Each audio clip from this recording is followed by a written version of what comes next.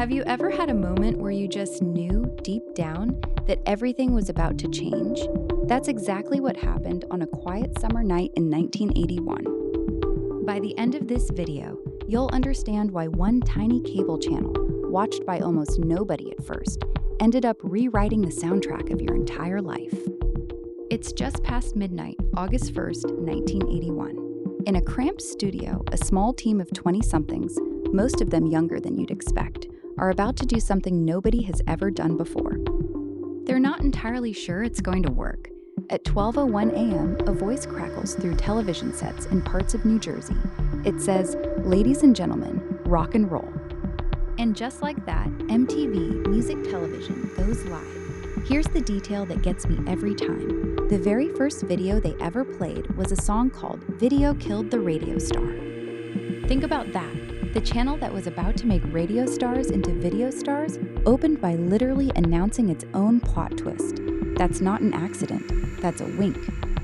Now picture a teenager somewhere in New Jersey that night, flipping through channels the way you might scroll your phone today, and suddenly stumbling onto something that had never existed before. Music you could see, not just hear, see. For the first time, artists weren't just voices on the radio. They were characters, stories, little 3-minute movies.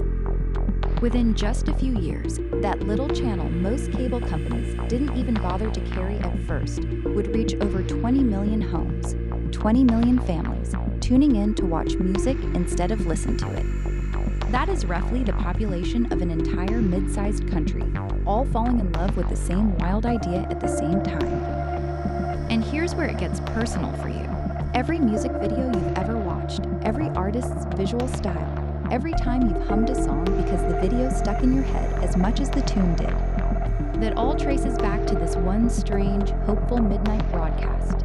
Somewhere out there tonight, someone remembers exactly where they were the first time they saw a music video. Maybe it was you, maybe it was your mom, your dad, your grandparent, sitting a little too close to the television, completely mesmerized. Isn't it something how one small risk, taken by a handful of people who weren't even sure anyone was watching, ended up shaping how generations experience music, right up to the phone in your pocket today? And that right there, that's what gets me thinking. Because just like that small team took a chance on something new, you have your own first ever moments. That first song that gave you chills, that night something changed for your family. Those little sparks that shaped who you became, have you ever thought about writing those stories down?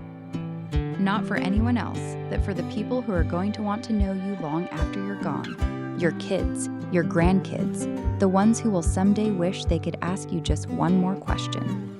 Here's a simple way to begin if you've never tried. Just start with one memory, one moment like that first video flickering onto a screen in 1981. Write down what you saw, what you felt, who was there with you. That's it. That's how every family legacy story starts, one honest little spark at a time. And if you'd like a little help getting started, we've put together a completely free family story writing guide just for you. It walks you through simple prompts to help you capture the memories only you can tell, the ones that deserve to live on. You'll find the link right below this video. If today's story moved you even a little, do me a favor and subscribe to History Sparks.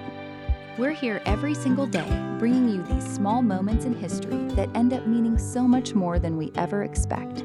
I'll see you in the next one.